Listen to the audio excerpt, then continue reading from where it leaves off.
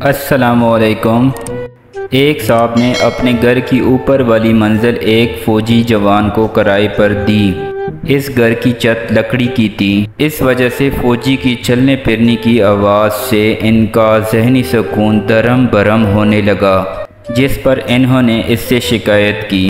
فوجی جوان نے معذرت کرتے ہوئے کہا کہ آئندہ وہ سارا دن باہر رہے گا اور صرف رات کو سونے کے لیے گھر آیا کرے گا تاکہ آپ لوگوں کے آرام اور سکون میں خلل نہ پڑے۔ اس معاہدے کے بعد کچھ یوں ہوا کہ فوجی صاحب رات کو دیر سے آتے اور بستر پر بیٹھ کر اپنے بھاری بھرکم بوٹ اتار کر دور کونے میں پھینک دیتے، جس کی وجہ سے سوئے ہوئے مالک مکان کی آنکھ کھل جاتی اور پھر کافی دیر خوار ہونے کے بعد دوبارہ نیند آیا کرتی۔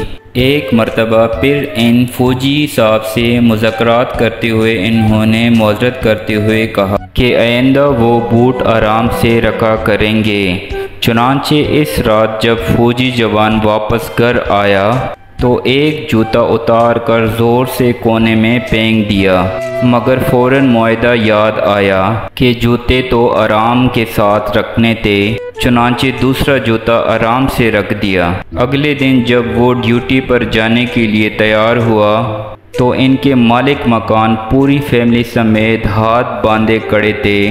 فوجی نے دریافت کیا کہ بزرگوں، میں نے ایک جوتا غلطی سے فرش پر پھینک دیا تھا، مگر مجھے فوری طور پر یاد آ گیا اور دوسرا جوتا میں نے معاہدے کے مطابق آرام سے رکھ دیا تھا۔ اس پر مالک مکان نے کہا، جناب آپ کی بڑی مہربانی، مگر ہم سب لوگ ساری رات دوسرے جوتے کی آواز سننے کو ترس گئے تاکہ پرسکون ہو کر سو سکے۔ مزید اس طرح فنی ویڈیو کے لیے ہمارے چینل کو سبسکرائب کریں۔ شکریہ۔